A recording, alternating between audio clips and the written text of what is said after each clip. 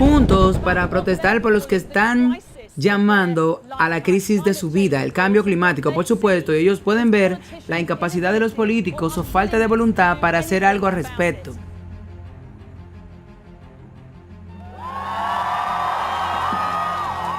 En un caluroso día de septiembre, el calentamiento del planeta domina la agenda.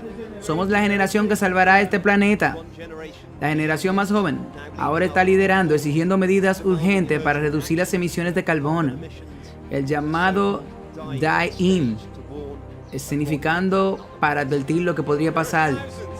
Hay miles aquí hoy, cientos de miles, incluso millones, están sumando sus voces en otros lugares. Y la escala de esta protesta global, especialmente el número de jóvenes involucrados, le da una indicación clara de su creciente sentido de urgencia cuando se trata del cambio climático. Algunas de las primeras protestas del día sobre el cambio global, la huelga, ocurrieron en Australia, donde se estima que 300,000 reunidos en más de 100 rallies. En Melbourne, parece que solo la gente parada en el lado equivocado está en el gobierno. En Sydney. Esto no es un movimiento marginal, esto es un problema de todo, esto no es un problema de la izquierda, esto es un problema humano. Líderes mundiales fueron vilipendiados por sus credenciales del cambio climático. En Nueva Delhi, en India, como en otros lugares, en India, en Indonesia, la escala tuvo una protesta seguramente sin precedentes. Esta fue la escena en Nairobi, en Kenia. El cambio climático es real y está llegando a nosotros, y no importa quién seas. Si eres rico o pobre, esta cosa es real. Protestaron en Manila, en Bangkok. Faltamos a la escuela porque los profesores nos enseñan a trabajar para el futuro, pero si no hace esto, no habrá futuro para nosotros en el que trabajar. En Hong Kong. Incluso en Kabul, en Afganistán, ellos marcharon bajo la sombra de las pistolas. Su mensaje: si la guerra no los mata, el cambio climático lo hará. No estamos cantando, estábamos peleando. Para aquellos en la primera línea del aumento del nivel del mar en la isla del Pacífico, fue uno de los momentos más subidos en imágenes impactantes. Y en Alemania, en Berlín, fue lo más impactante, los bloqueos de hielo derritiéndose debajo de la horca, un llamativo símbolo de protesta. Europa, la capital de Europa, vio algunas de las mayores multitudes salir de las calles, haciéndose eco de los llamamientos a los gobiernos para que aborden el cambio climático con mayor urgencia. De vuelta al Reino Unido, los trabajadores de oficinas se unieron con los estudiantes en la protesta. 100,000 personas se reunieron en Londres. El primer ministro dijo que dejen que los niños y los jóvenes vayan a la escuela. Los niños no fueron a la escuela porque dijeron que esto es para llamar a que los líderes se cooperen. Los organizadores, quienes dicen que los estudiantes de escuelas y estudiantes universitarios deberían estar en la escuela y en la universidad, le doy gracias por estar aquí, por enseñarme a mí y a todos los demás una lección sobre el medio ambiente. Desde Brighton a Belfast y Cambridge a Cardiff, la Red Climática Estudiantil del Reino Unido afirmó que se habían realizado más de 200 eventos organizados hoy para dar la alarma del clima.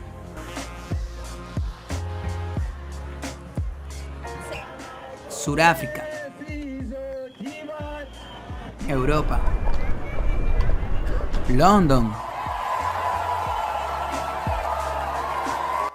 Hoy hay más políticos en las calles de Londres que lo que he visto en el Parlamento de Westminster. Nunca dejes que nadie te diga que no estás haciendo una diferencia. Tú estás ahora mismo haciendo historia. Berlín, Alemania.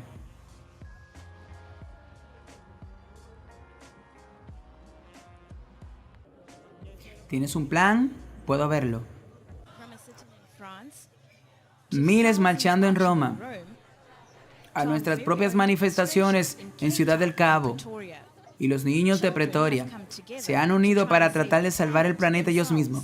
Greta Thunberg, de 16 años, quien inspiró a sus compañeros de todo el mundo con su protesta en Suecia, fue nominada esta semana para el Premio Nobel de la Paz. Estos jóvenes activistas dicen que el cambio climático tendrá un gran impacto en sus vidas si no se hace nada. Realmente quiero que el cambio climático sea algo que los políticos estén discutiendo antes de las elecciones, y siento que realmente no hemos visto a la gente hablar mucho sobre eso. Si no hacemos esto y tomamos una posición ahora, no habrá futuro. Queremos que el sistema político simplemente tome medidas, porque en este momento realmente no vemos que realmente no prioricen eso. En mi publicación he dicho, bueno, habrá grandes errores con mis nietos para vivir en este mundo si no hacemos nada. Entonces, mis nietos podrían tener vidas terribles, sin lujos, y toda la naturaleza sufrirá y los animales. Creo que si en Sudáfrica no empezamos a parar esto y comenzar a parar el plástico. Bueno, ahora la esperanza de los llamados niños climáticos de Sudáfrica es lograr que el gobierno actúe y reduzca la contaminación por desechos y la dependencia de la energía no renovable. Bueno, para el desarrollo y la seguridad alimentaria, él mencionó la sequía en el oeste, en el Cabo Fuerte, y las tormentas, y en Croton y el noroeste, y otros lugares son señales del peligro constante del cambio climático. Dubái informa sobre eso. El presidente emitió esta advertencia durante su respuesta al debate sobre el estado de la nación. Si somos un país que prioriza los intereses de los pobres y los vulnerables, entonces debemos actuar con mayor urgencia para responder a los efectos del cambio climático y hacer nuestra contribución para prevenirlo. Los pobres de las zonas rurales son los más afectados por los estragos del cambio climático. Él advirtió que el cambio climático es la mayor amenaza individual para el desarrollo y la seguridad alimentaria. A menos que abordemos el asunto del cambio climático, no podremos alcanzar nuestros objetivos de desarrollo. Hemos ratificado el Acuerdo de París para combatir el cambio climático como parte del esfuerzo global para reducir drásticamente la tasa de calentamiento global. Bienvenido. Es un gran honor verlo, Patrick. Doctor, un poco de su experiencia. Usted es el director del Centro para el Estudio de Ciencia en el Instituto Cato. Tienes un AP, tiene esos títulos en Ciencias Biológica y Ecología Vegetal, un doctorado en Climatología Ecológica en la Universidad de Wisconsin en 1979, es presidente de la Asociación Estadounidense de Climatólogos Estatales, fue un presidente del programa para el Comité de Climatología aplicada en la Sociedad Meteorológica Americana, eres un profesor investigador de ciencia ambiental, de experiencia en la Universidad de Virginia durante 30 años. Y estoy dando una amplia experiencia que conoce, bueno, y tú sabes, estoy dando al público para que sepan con quién estoy hablando aquí. Y eres un autor, colaborador y un revisor del panel intergubernamental de las Naciones Unidas sobre el cambio climático que recibió el Premio Nobel de la Paz en el 2007. Comencemos. El cambio climático, el calentamiento global, el enfriamiento global, lo hemos escuchado, todo lo que está allá afuera. Bueno, la temperatura de la superficie del planeta es más cálida que hace 100 años, alrededor de 9 décimas de grado centígrado. Bueno, ¿eso es todo? No, es mucho más. Probablemente alrededor de la mitad, tal vez, la mitad de esos 9 décimos de grado podrían ser causados por gases de efecto invernadero. Porque cuando el planeta se calentó a partir del 1976, la temperatura de la estratosfera comenzó a descender y esa es una predicción de la teoría del invernadero, que no es intuitiva. Conoces el gran filósofo de la ciencia, Karl Popper. Él dijo que si puede cumplir con una predicción difícil con su teoría, puede continuar considerando su teoría. Por lo que la teoría es correcta, pero su aplicación es incorrecta. No es tan cálida como se supone que es. Los modelos de computadoras están cometiendo errores dramáticos, sistemáticos, en todos los trópicos, que es 40% de la Tierra y es donde proviene toda nuestra humedad, o casi toda. Déjame detenerte allí. ¿Quién hace estos asuntos? Los gobiernos. Son los gobiernos que están haciendo estos modelos, sí. Hechos también por las Naciones Unidas y patrocinados por el gobierno. Y todos ellos predicen demasiado calentamiento, la disparidad entre lo que se ha pronosticado que se ve así y lo que está sucediendo y continúa creciendo. Bueno, tú puedes ver a través de satélites algo llamado datos de reanálisis. Todos se comportan en conjunto, por lo que muestran la misma cosa y es muy diferente a estas cosas. Más sin embargo, debemos llamar al fiscal especial. Fiscal especial sí, porque un modelo funciona y tú sabes que es el modelo ruso. Así que déjame obtener esto, para que todos los modelos del gobierno sean así. El modelo ruso es como esto. Sí, el modelo ruso tiene el menor calentamiento y el modelo ruso es el que menos calentamiento tiene y sigue bastante igual. Sí, y se ha mantenido así sobre décadas. Sí, porque todos estos otros modelos gubernamentales, 31 de ellos, son correctos, pero lo que dicen que son incorrectos no suben hacia arriba, porque ellos son lo que llaman parametrizados. Es decir, todos están parametrizados. Puedo traducir parametrizar al inglés. Es, para no tener la respuesta larga, es esencialmente, bueno, pusimos en pasos de códigos que nos dan lo que creemos que debería ser.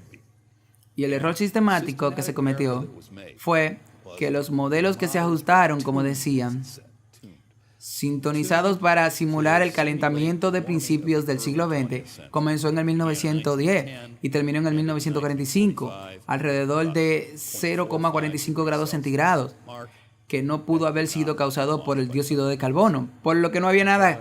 Así que no tenemos suficientes en el trasfondo de dióxido de carbono por millones que comenzó en el primer calentamiento y eran 298 partes por millón. Si la atmósfera es sensible a un cambio de 18 ppm en el CO2, no estaríamos hablando de esto en este momento, estaríamos sudando.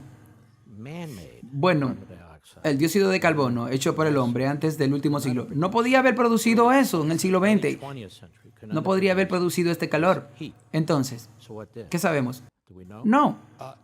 Y tú sabes, las tres palabras más importantes de la vida es te amo. Podría ser que no, pero no se cree que alguien piense que sabe realmente el inicio de este calentamiento global. Hay muchas teorías, pero en realidad no tenemos una buena explicación para eso, sino porque obligamos a los modelos de las computadoras a decir sí. La influencia humana es la que está provocando esto. Y hacemos esos modelos sensibles, y es por eso que cuando llegas a finales del siglo XX, de repente se están calentando como locos. Y la realidad es que aquí abajo está garantizado que sucedería. Y eso se reveló en la revista Science a finales del 2016. Y hubo un artículo publicado por un modelador climático francés llamado Alte y la ciencia del ajuste del modelo climático. Y en él habla de parametrizar, y podríamos decir falsificar los modelos, para dar que funcione sus palabras a un rango aceptable anticipado de resultados. Por lo que esto es el científico, pero no la ciencia. Es el científico que está determinado a cuánto se va a calentar. Así que, ¿la NASA hace eso? No. Buena pregunta. Porque la Corte Suprema le dijo a la EPA en el 2007 que si encontraba que el dióxido de carbono ponía en peligro la salud y el bienestar humanos, que él tenía el poder de regularlo bajo la ley de aire limpio, y esto es un pozo masivo que produjeron un hallazgo en el 2009, y el hallazgo de peligro para su clima prospectivo es de 100%. No dije el 90%, dije el 100% basado en esos modelos. Por lo que si puedes demostrar que esos modelos no funcionan sistemáticamente, tú puedes eliminar el hallazgo de peligro. Y esa sería la base de todas esas teorías salidas de la administración de Obama y esas cosas. ¿Se pueden regular el dióxido de carbono? Absolutamente. Y esos hallazgos de peligro, y ese es el meollo del asunto. Así que tú nos estás diciendo que tenemos una gran parte de la política pública que tiene un efecto enorme en la sociedad y que se basa, en tu palabra, en modelos falsos. Sí, es un castillo de naipes. Los modelos realmente no funcionan. Y si realmente pudiera ser el carbono, podría explicar el mecanismo de por qué no funcionan bien. Sí, bueno, tengo entendido que los modelos predicen sistemáticamente que a medida que asciende la atmósfera en los trópicos son del 40% de la Tierra, la temperatura debería aumentar drásticamente a medida que ascienden en la atmósfera, en la esfera. Así que cuando llegas al nivel de la corriente en chorro, los modelos de la computadora predicen 7 veces. No dije 7 décimas de grado, dije 7 veces más calentamiento del que se está observando. Bueno, ¿por qué eso es importante? ¿Por qué el calentamiento es importante? Porque es una distribución vertical de la temperatura que determina el movimiento hacia arriba, lo que significa que determina la precipitación. Y adivina qué es. Es casi toda la humedad atmosférica que tenemos a nuestro alrededor de hoy. Por ejemplo, la humedad en Washington, D.C., que proviene de los trópicos. Así que si te equivocas en ese movimiento vertical allí abajo, te equivocas en todas las variables subsiguientes. Y es un error sistemático fantástico. Y nuevamente, junto con la diferencia entre las temperaturas de la superficie, son más bien las temperaturas atmosféricas más bajas y lo que se observa es suficientemente para matar el peligro. Bueno, tenemos una predicción como si uno se equivoca, ¿significa que te equivocas en todos los modelos meteorológicos? Claro que sí. No hay relación alguna entre la energía acumulada del ciclón y la temperatura de la superficie de la Tierra. Simplemente no está ahí. Ahora, espera un minuto. ¿Por qué nuestros gobiernos dicen esto?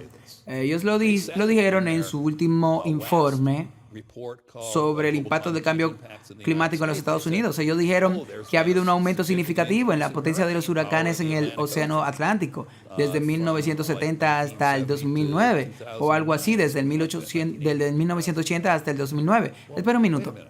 ¿Por qué te detuviste en el 2009? Es un informe del 2014, porque si toman los datos después del 2009, el aumento desaparece y vuelve a donde estaba. ¿O por qué empezaste a mediados de la década del 1970? Porque tenemos registros que son realmente buenos desde 1920, y si miras el 1920 al 1950, ves un aumento que es exactamente el mismo, el que ocurre. Así que la información que nos están proporcionando está cegada. Sí. Y aquí nos basamos en los climatólogos. Bueno, el Vaticano nunca duerme. Siempre está planeando. Ellos están planeando los eventos, las circunstancias y los movimientos políticos y religiosos durante décadas, durante siglos e incluso milenios de anticipación. Pero la Biblia nos dice exactamente cuáles serán los eventos finales.